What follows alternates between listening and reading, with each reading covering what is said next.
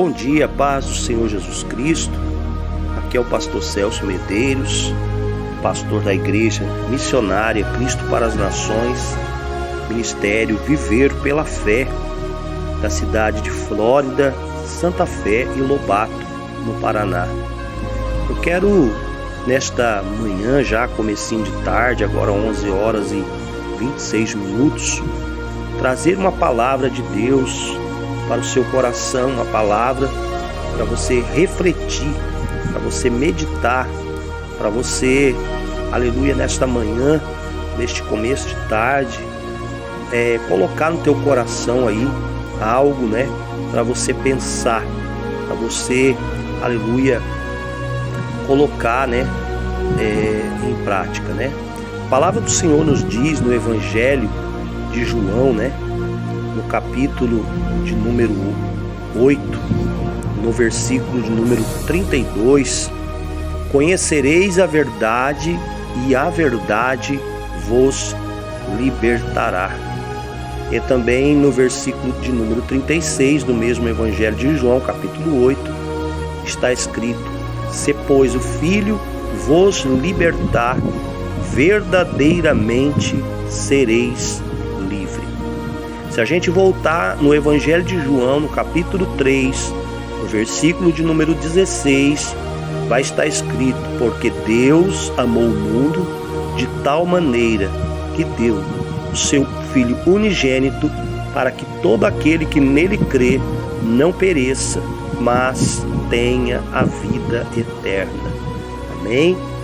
Veja o amor de Deus e o desejo de Deus de fazer o homem ser livre, de tornar o homem livre, livre do pecado, livre do jugo, livre da enfermidade, livre, aleluia, das afrontas, das acusações, porque Deus, Ele nos criou e nos deu esta liberdade, nos deu esta vida plena, esta vida abençoada, que é o desejo do coração de Deus para conosco. Aí você pode me dizer: pastor, se Deus nos fez livre, se Jesus morreu para nos fazer livre, por que, aleluia, nós ainda carregamos tantos fardos? Por que ainda nós carregamos sobre nós tantas aflições? Aleluia, se a palavra de Deus está nos dizendo: se pois o Filho vos libertar, verdadeiramente sereis livre. Louvado seja o nome do Senhor. Pois bem, mas a palavra, ela está dizendo para nós: conhecereis a verdade. Eu sei que Jesus, ele veio a este mundo para salvar, ele veio a este mundo para libertar, mas eu preciso conhecer a verdade. Eu preciso conhecer a palavra de Deus, eu preciso conhecer a revelação de Deus para a minha vida. Qual o propósito de Deus na minha vida? Qual o projeto que Deus tem para comigo? Louvado seja o nome do Senhor. Quando eu entro dentro da palavra de Deus e começo a passear por esta palavra, eu vejo Deus tentando livrar o seu povo, tentando ensinar o seu povo, e o povo comete sempre o mesmo pecado, o pecado da negligência, o pecado, aleluia, de não buscar o conhecimento, ou por preguiça, ou por não ter tempo, ou por colocar as coisas de Deus em segundo plano. Veja que o homem, ele não conhece a palavra de Deus, e o homem está sendo enganado por falsas profecias, por pessoas que vivem dizendo que Deus falou quando Deus não falou nada, por pessoas que vivem inventando sonhos, que vivem atrás de revelações, de visões, aleluia, e não coloca nunca em prática o que a palavra de Deus está nos ensinando. Não tem como eu ser liberto de algo ou livre de algo se eu não conhecer como eu fazer isto. A maioria das pessoas hoje, elas estão, aleluia, em busca desta libertação, em busca desta verdade, mas nos lugares errados. Como assim, pastor? Eu vou na igreja, eu sou cristão, eu escuto louvores, eu assisto pregações, aleluia, eu dou crédito à palavra de Deus, sim, meus irmãos. Mas o culto que Jesus quer de nós não é só aquele que está dentro da igreja. Dentro da igreja, eu sempre digo isso, e não só eu, vários pregadores dizem isso. Dentro da igreja, qualquer um pode ser crente. Basta colocar um terno, basta pegar uma Bíblia na mão, sentar no banco e dar um glória a Deus e um aleluia. Ali dentro, todo mundo pode se passar por santo e até mesmo demonstrar para os outros que é santo. Mas o verdadeiro culto eu presto a Deus durante o dia. A minha vida cotidiana, a verdade da Bíblia Sagrada tem que me levar a um patamar de transformação de vida, a um patamar de mudança de conduta, de transformação do que eu era, aleluia, para o que eu posso ser nas mãos de Deus. O apóstolo Paulo é um exemplo onde Deus pega um homem que conhecia a Bíblia, mas não praticava ela da maneira correta, né? Um homem que conhecia a lei, mas não conhecia Jesus. Aleluia. Não adianta nada eu conhecer, aleluia, tudo e não ter, aleluia, o conhecimento da verdade, que é a pessoa bendita de Jesus Cristo na minha vida. Paulo, ele foi transformado. Ele deixou de ser o perseguidor para se tornar o perseguido, né? E houve na vida de Paulo uma mudança. E ele mesmo escreve: eis que as coisas velhas passaram e tudo se fez novo. Eu tenho que ser uma nova criatura. Eis que o velho homem morreu para que nascesse um novo homem. Um homem dirigido por Deus e dirigido pelo Espírito Santo de Deus. Veja que Jesus diz para Nicodemos em João, no capítulo 3, no versículo 3, 4 e 5. Jesus diz: necessário é que o homem nasça de novo, porque se não nascer da água e do fogo, não entrará no reino de Deus. Aleluia. É necessário que o homem nasça de novo. A água representa o batismo, mas também representa a palavra que limpa, a palavra que nos purifica. E o fogo é o Espírito de Deus que descerá sobre nós a partir do momento que a palavra de Deus nos limpar, a partir do momento que nós seremos limpos pela palavra.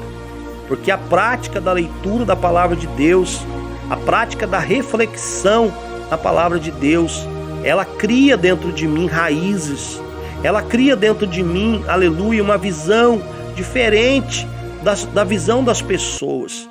Porque eu não posso ir pela visão das pessoas, não, eu tenho que ir pelo que está escrito na palavra de Deus. Eu não tenho que fazer o que o homem acha que é bom, eu tenho que fazer o que Deus determinou que seria bom. Louvado seja Deus.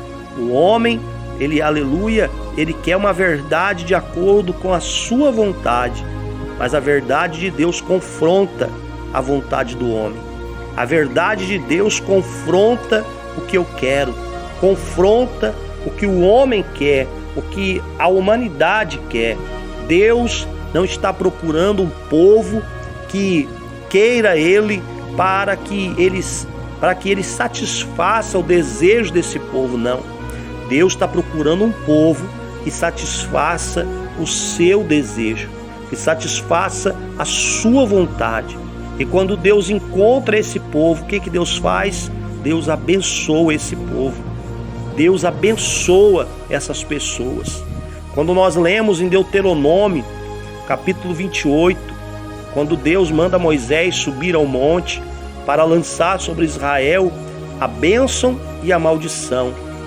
No capítulo 28 ele diz para o povo: olha, se diligentemente vocês ouvirem a minha voz e obedecer a minha palavra que hoje eu vos ordeno, certamente que eu vos abençoarei.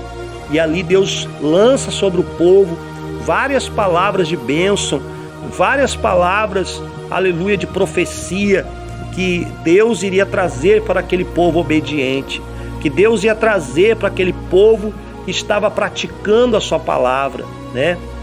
Para Josué, Deus diz para ele lá em Josué capítulo 1, né? Medita nesta palavra de dia e de noite, para que ela não faça você errar o caminho, porque ela não vai deixar você errar o caminho. Não se desvie nem para a direita nem para a esquerda, aleluia. Mas nós temos que buscar o conhecimento da palavra, aleluia. Lá em Deuteronômio, Deus diz para Moisés: olha, abençoa esse povo, lança sobre eles palavras proféticas, porque se eles me abençoarem, será assim que eles vão viver. Porém, no mesmo capítulo 28, o Senhor também lança sobre o povo desobediente a maldição, né? Ele diz: porém, se não ouvirem a minha voz, se não obedecerem os meus estatutos, a minha palavra, eu lançarei sobre vós as maldição. E ali ele começa a amaldiçoar o povo.